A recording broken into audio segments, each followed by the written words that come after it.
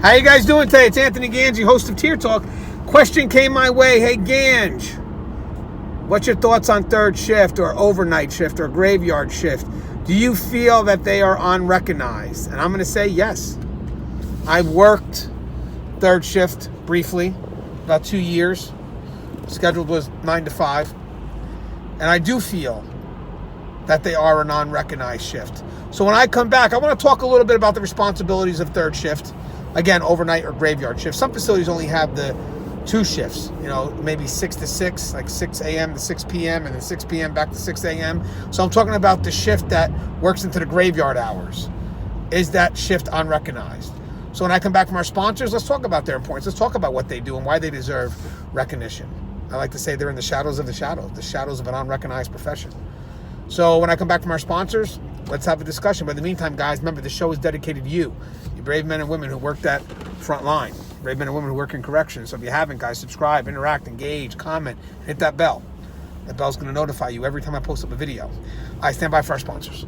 I wanted to attend a university that had an intelligence program. I wanted to look at problems different. I wanted to increase my critical thinking abilities. AMU offered those avenues to expand.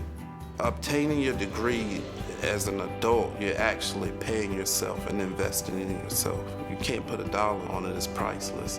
It's something that can never be taken away from you. American Military University. Learn from the leader.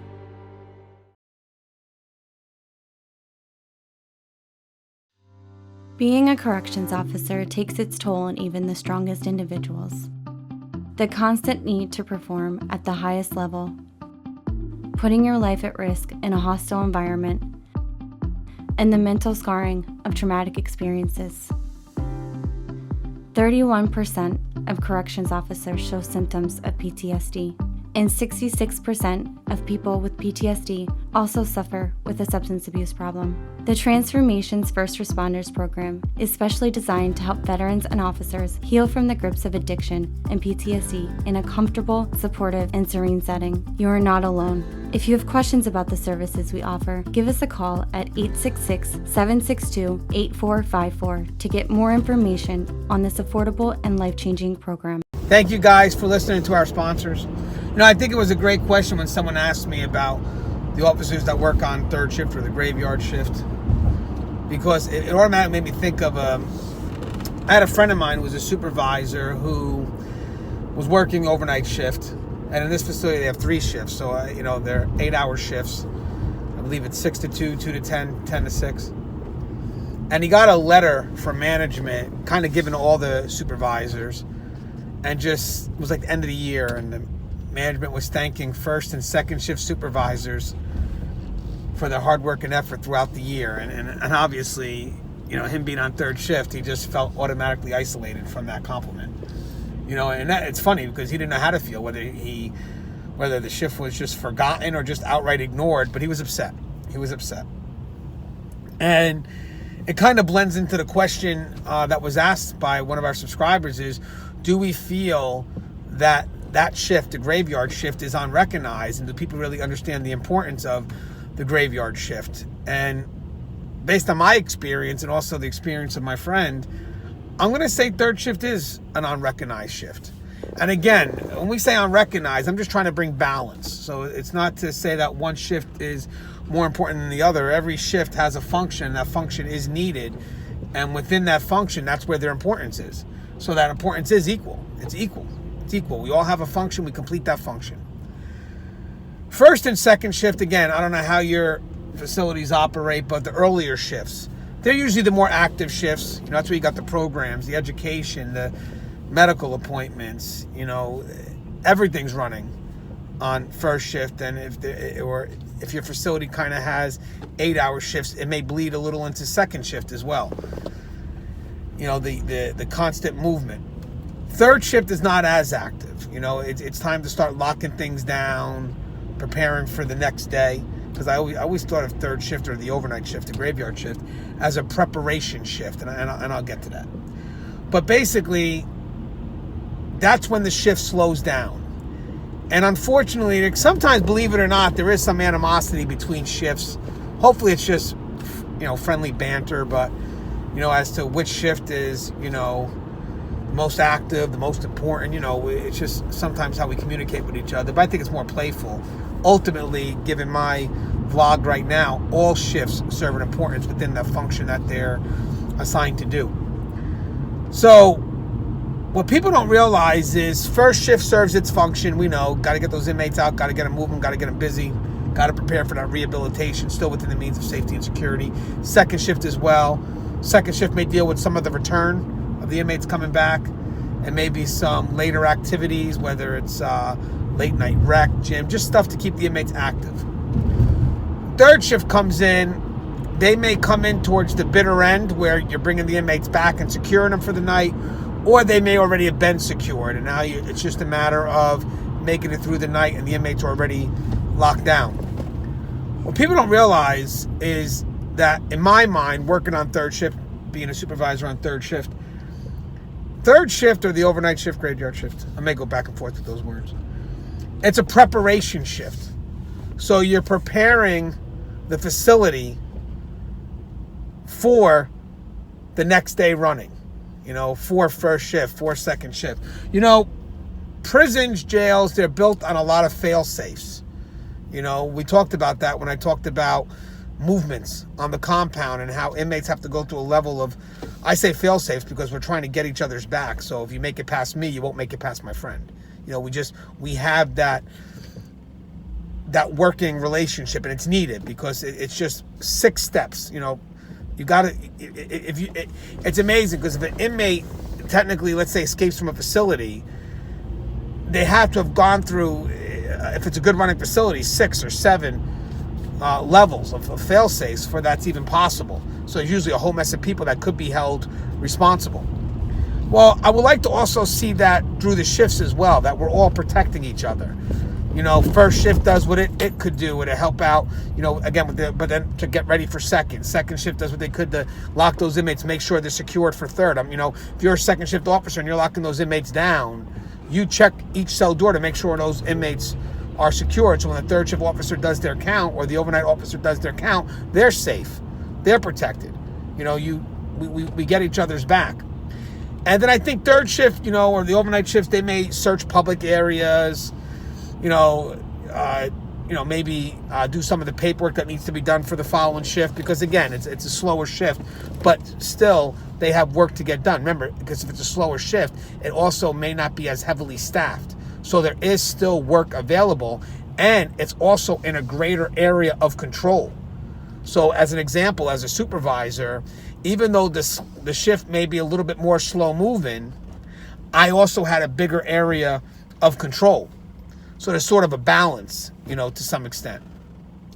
I also like to think that third shift also had a very tight partnership, because within that bigger area of control, you are now visiting more officers, getting to know them, and just kind of building a real good bond. I like to think that my years on third shift, I really had a tremendous bond with the guys I worked with the the women and men I worked with on at the facilities I was at when I worked third shift.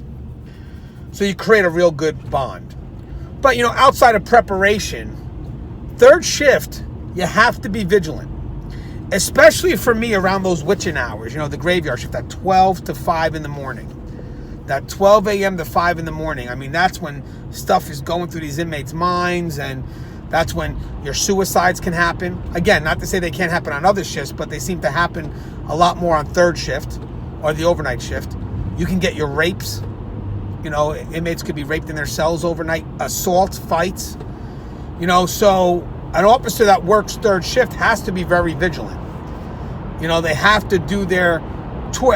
In my opinion, from 12 to 5, you got to hit that floor minimal every 30 minutes. And again, try to be sporadic within how you walk every 30 minutes. But you have to kind of do those tours every 30 minutes. And it's still not going to say you're going to catch everything, because the moment you pass the cell up, the inmate may decide to do something foolish. But for accountability, it's good to see in that logbook and good to see on camera that you're walking about. Again, I think people that look at those things will realize, hey, he walked about every half an hour. That's the best we're going to get from somebody. So obviously when he walked past the cell, that's when the inmate did something foolish. And again, sporadic in your tour. We're not talking about the counts that have to be done at certain times. We're talking about regular sporadic tours. Like maybe the first one's 12, and then you go again around like 12:30, but maybe next time you just cut back a little quicker, like at 12:45, and then go again at 1:15, and cut back a little sooner. But basically you're trying to keep it within at least minimal 30 minutes and try to be sporadic with how you do your tours, so you can't be predictable. But the reason why I believe third shift is unrecognized is because they're in the shadows of a profession that's already in the shadows.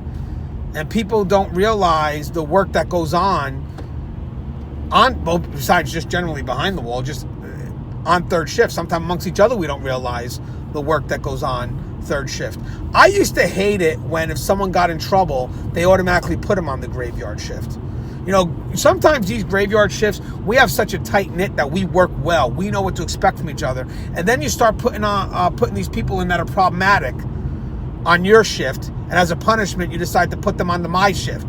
And I have a good running shift. We get the job done. We have a system. But then you start giving me the problematic ones as if third shift is the shift that you send people to be punished. I find that insulting. But I also find that if you have problems with your employees on your shift, you should handle it. Don't give it to another shift, especially if the shift is running the way it should be. That's like me if I ran a housing unit and I had a problem with an inmate and I decide to, hey, you know what? I'm going to put that inmate in your area, and give you my shit. No, I'm going to do whatever I can to handle it unless I had to move that inmate for emergency reasons. That's my issue. I'll deal with my issue. I'm not going to push it on to somebody else. And I feel that sometimes some facilities may do that. They may push officers onto third shift as a punishment. I think that's insulting. I also think it messes with the flow of a shift that's already doing what they're supposed to be doing. And then it's funny because then that supervisor winds up getting in trouble for not being able to handle that employee. Well, why? You couldn't handle it, you put him on my shift. My shift should not be a punishment shift.